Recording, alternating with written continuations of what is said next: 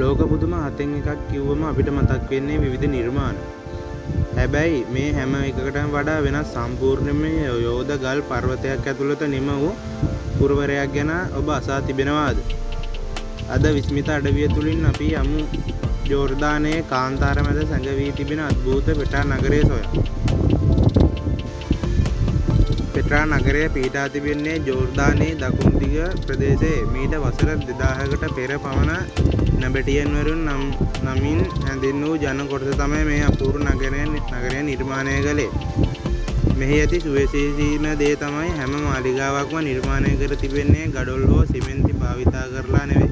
දැවැන්ත වැලිගල් පර්වත ඇතුළත ආරමින් මතුපිට කැටයම් ලෙසයි. ඒ නිසා මේට රෝස පැහැති නගරය කියන්නේ. පෙට්‍රා නගරයේ තිබෙන ලස්සනම සහ වැදගත්ම තැන තමයි ප්‍රධාන මාලිගාව.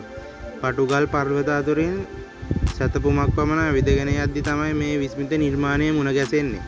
කිසිදු නූතන උපකරණයක් නොමැතිව අඩි 100 ගණනක් උසට මේ වගේ සියුම් කැටයම් එදා කාලයේ මිනිස්සු කළේ කොහොමද කියන එක අදටත් ලොකු ප්‍රහෙලිකාවක්.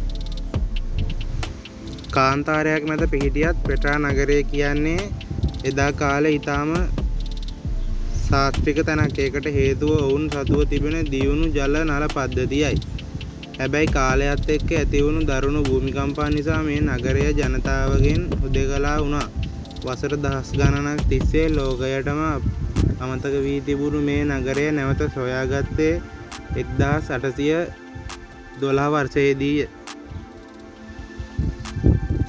ඉතින් මිනිස් හැකියාවේ අසීමිත බව පෙන්වන මේ අපූර්ව නිර්මාණය ගැන ඔබට මොකද හිතෙන්නේ? ඔබේ අදහස පහලින් සටහන් කරන්න. මේ වගේ තවත් විස්මිත තොරතුරු දැනගන්න අපේ විස්මිත අඩවිය නාලිකාව සබ්ස්ක්‍රයිබ් කරන්න එක්වන්න. ලබන සතියෙන් තවත් මෙවැනි වීඩියෝ එකකින් හමු වෙමු.